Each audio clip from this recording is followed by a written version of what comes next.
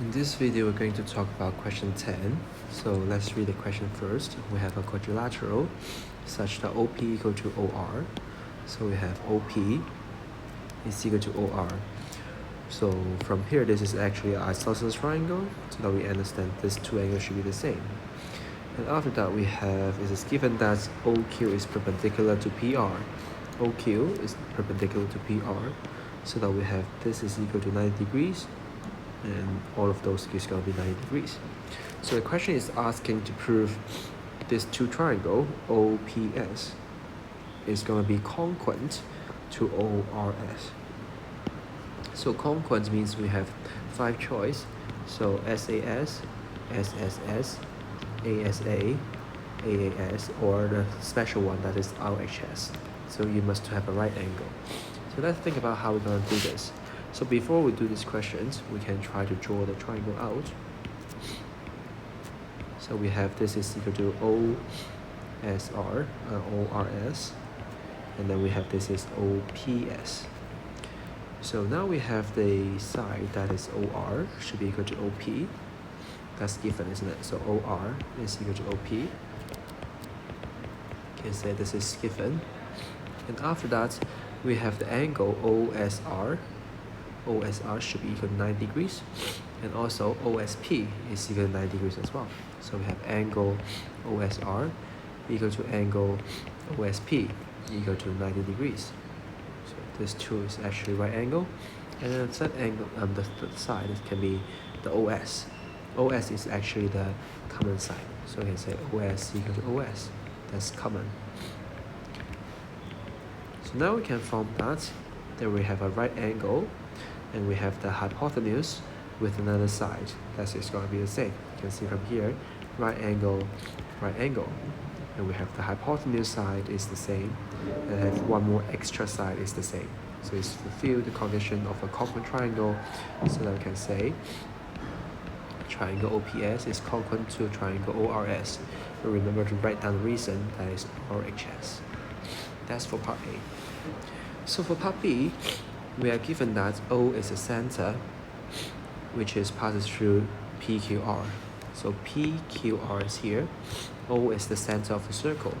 So probably the circle is going to be looks like not a perfect one. So just try to draw it. So look like this.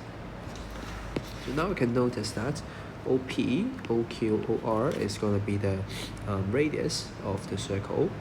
So now they have the angle QPR, and QPR is here. So now we have this angle is going to be giving you 40 degrees. And now you need to try to find out the area, which is the sector. So the whole sector is going to be this. So you're trying to find this sector ORQP. So now we're trying to think about how we're going to do this. So first of all, to understand, for part B, we have the area of the sector. Area of the sector is equal to pi r squared times the theta divided by 360 degrees. So now we know the radius is 12, isn't it? The radius is 12, but now just want to try to find out what is the angle of ROP. So it's equal to pi times 12 squared, and then times the angle ROP divided by 360. So now the question just changed to how we find out this angle ROP. So try to look at here. There is a butterfly here, but be careful, you can't use the angle in the segment because they're not. It's not these two angles. So we just understand this angle. But bear in mind, this angle is the angle at the circumference, but this angle is the angle at the circumference. This angle is the angle at the center. So we can use the property of angle at the center twice angle at the circumference. So to say this is going to be double of this 40 degrees.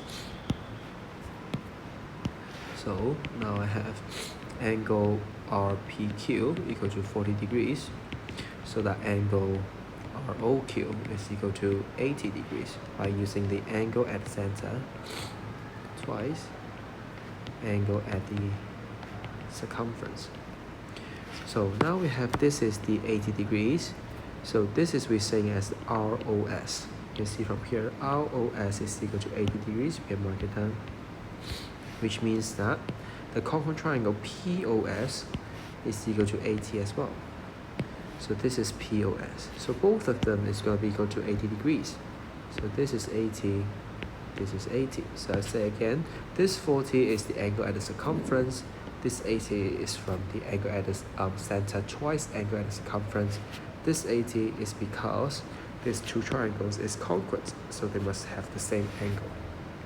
So now our angle ROP is just equal to 80 times 2, giving you 160.